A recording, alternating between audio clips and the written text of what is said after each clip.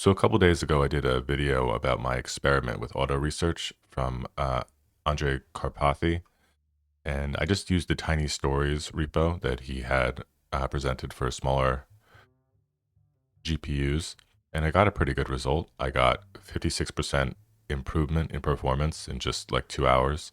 And this was a fun little experiment, but it got me really thinking, what else can I do with this? I was able to train my model to go from this baseline, which is pretty much gibberish, into this very coherent grammatical story. So I was able to train it using these stories, but I wanted to see what else I could do. So I think we're going to run a couple different experiments over the next couple weeks, because I kind of got addicted to this whole training my own little mini models. So today what we're going to do is we're going to do with code. So for the data set for this, we're going to be using CodeParrot-clean, which is a small code base or data set of Python scripts or Python code. It's a data set of Python files from GitHub, and this should hopefully work out well. We're going to use a sample of this. So I know Python myself, so I'll be able to tell at least if something looks wrong or looks right. So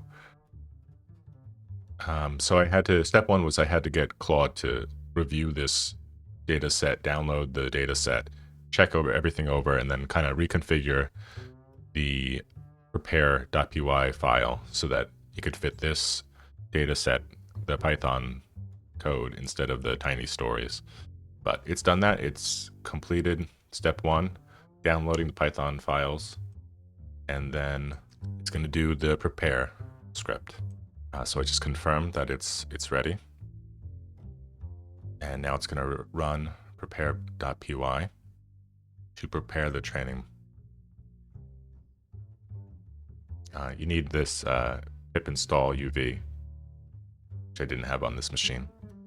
So in the program MD file, I'm not changing anything really. The only thing I'm adding is a note about the data set, that it's a Python source code, and it's more complex and varied than tiny stories. Expect a higher baseline and slower convergence, which is to be expected here. I don't think we're going to get as quickly as a huge jump in performance that we got with the tiny stories, but that's basically it. I'm going to let the agent just kind of run with it and try different hypotheses. Okay, so step two is done. The tokenizer trained on the code data. So next is we're going to kick off the training. Go ahead, let me know the baseline.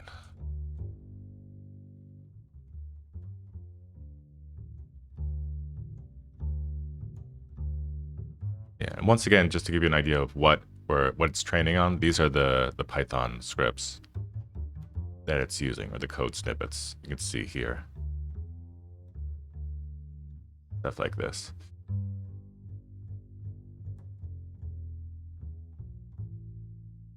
Okay, so it's training. The way this is going to run, I'm going to kind of just let it run, try different hypotheses. I'll let you know. I'll check back in and let you know which ones they decides to keep, which ones show significant improvement, and we'll see how much we can improve on our baseline. We're going to find out what our baseline is right now.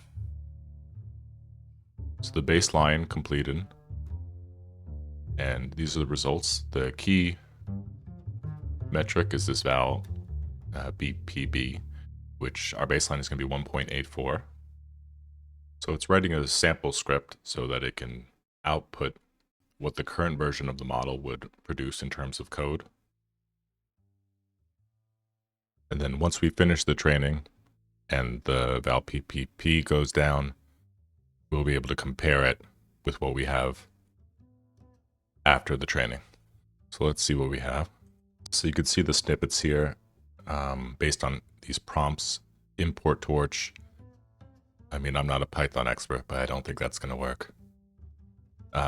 It's mostly incoherent. Yeah, I mean, some of this classes it tries to define, but yeah, this is not going to be workable code.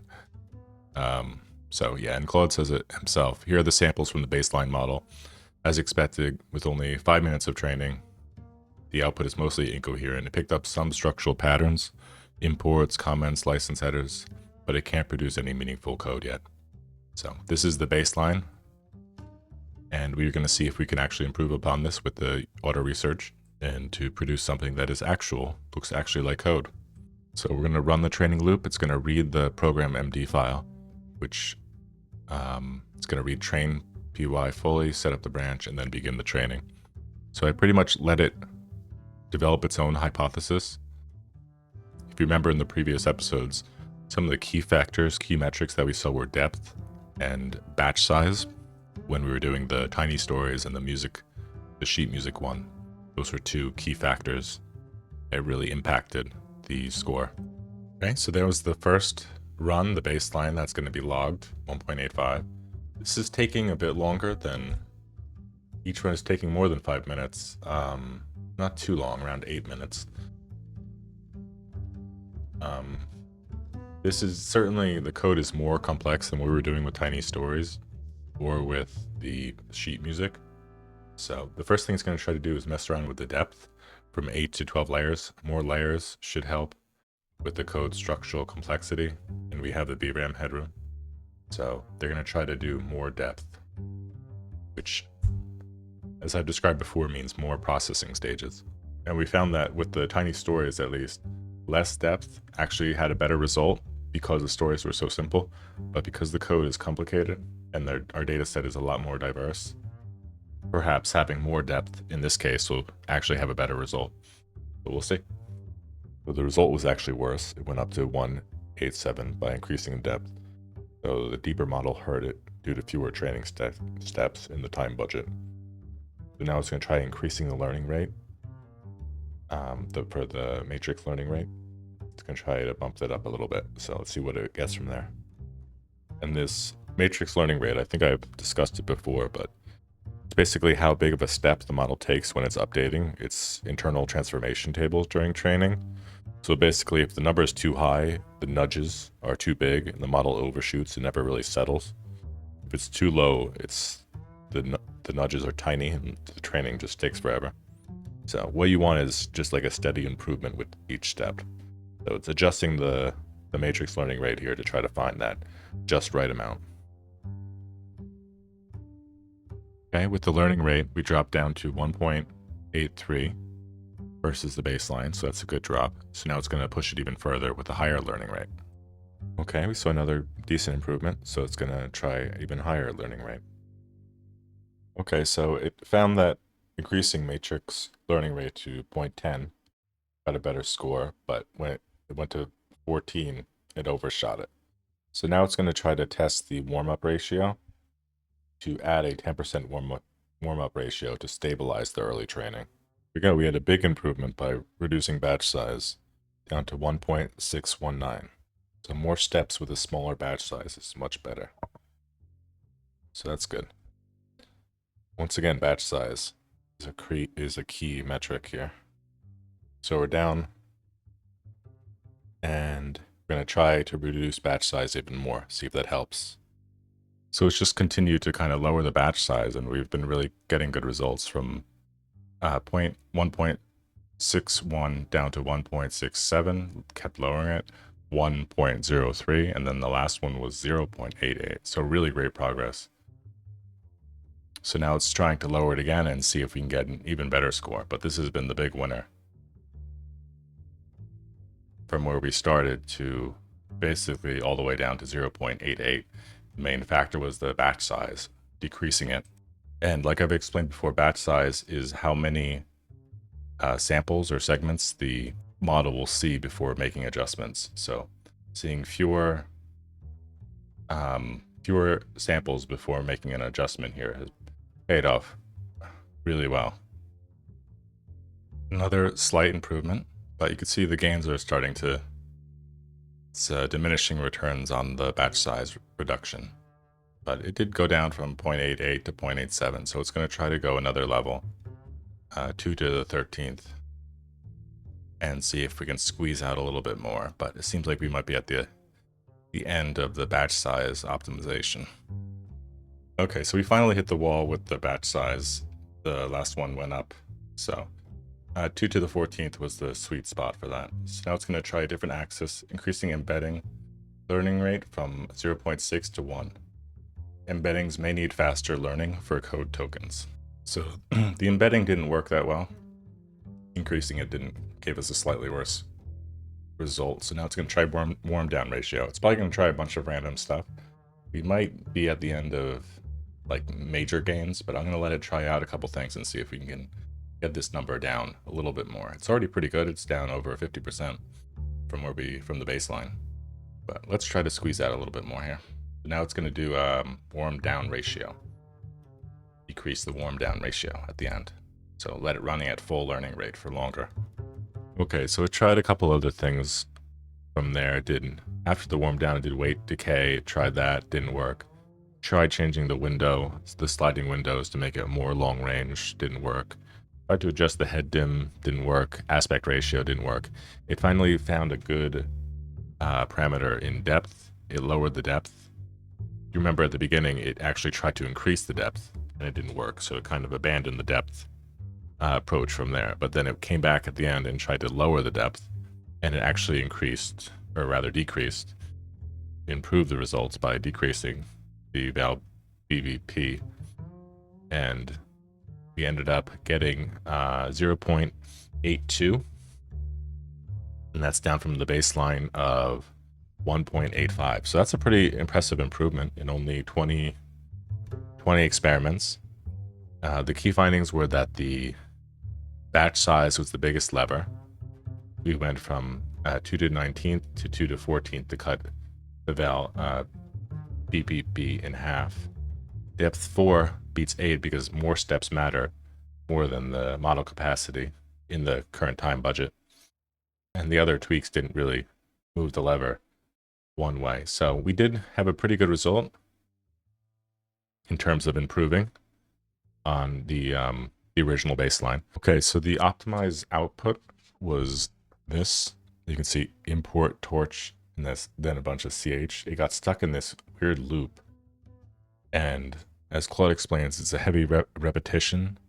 This is a classic issue with greedy low temperature sampling on small models. So basically it's just been way overfit. And you can see this was another attempt at an import torch and then just a bunch of W's. The model's too small and undertrained for a coherent generation, but the bigger issue was the batch size was just too small.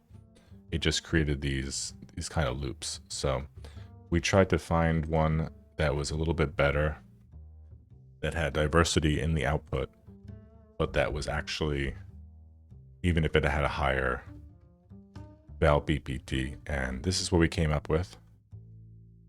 So this was trying to find like a good balance. So this one, the BPP was 1.66, which is better than our baseline. And you can see the output here, import torch. And this is not perfect either, but it more closely resembles what a Python script would look like than what our first baseline was. Here you can see it's trying to define terms.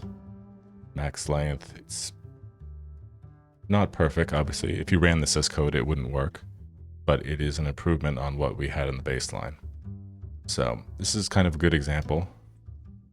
I asked Claude about this, about why our optimized val BPP one created such loops. So it comes down to the difference between evaluation and generation. BPP evaluation uses teacher forcing. At every position, the model gets the real previous tokens and just predicts the next one. So it's measuring, given perfect context, how surprised you by the next byte. So generation is autoregressive. The model feeds on its own inputs, so any small error compounds because the next prediction is based on wrong context. So even though the evaluation was fine, when you're actually trying to generate code or generate something, it may not necessarily have the best output. So low BPP does not necessarily mean good generation. BPP rewards predicting common patterns. Generation requires learning the full conditional distribution, which needs model capacity and stable training. So in simple terms, think of it like a student taking a multiple choice test versus writing an essay. The BPP evaluation is like a multiple choice. You're shown real code and asked what comes next. The tiny model got really good at always guessing the most popular answer. And since common tokens like spaces, self-def appear everywhere, always guessing popular stuff scored very well on average, but generation is like writing an essay from scratch. Now the model has to build on what it just wrote. If all of it learned was these tokens are popular, it just writes the same popular token over and over. And that's why we saw the CH, and just running into those loops. Bigger models actually learn full patterns, but this tiny model, these coding snippets were just not suitable. So this was a learning process, certainly for me. I didn't know going into this whether or not it would be successful. And even though we got the evaluation score down a lot lower, the actual output was obviously not better in the fully optimized version.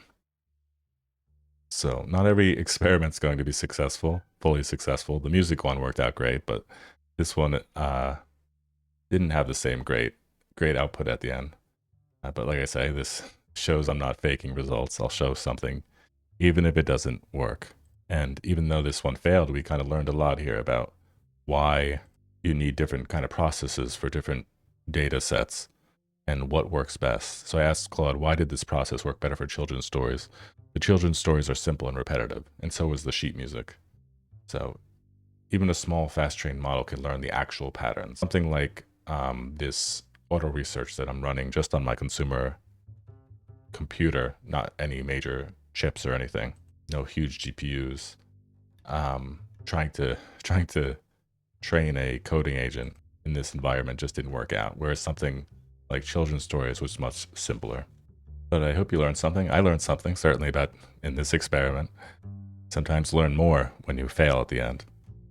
But thank you for watching. We're going to keep trying these experiments, see what works, see what doesn't work, and learn across the way. I have a couple other kind of Autoresearch concepts planned. Now I can use what we learned here in the coding experiment to try to guide those next experiments so they could be more successful. But thank you for watching. Please subscribe, leave a like, leave a comment. How have you been using Autoresearch? And I'll see you in the next video.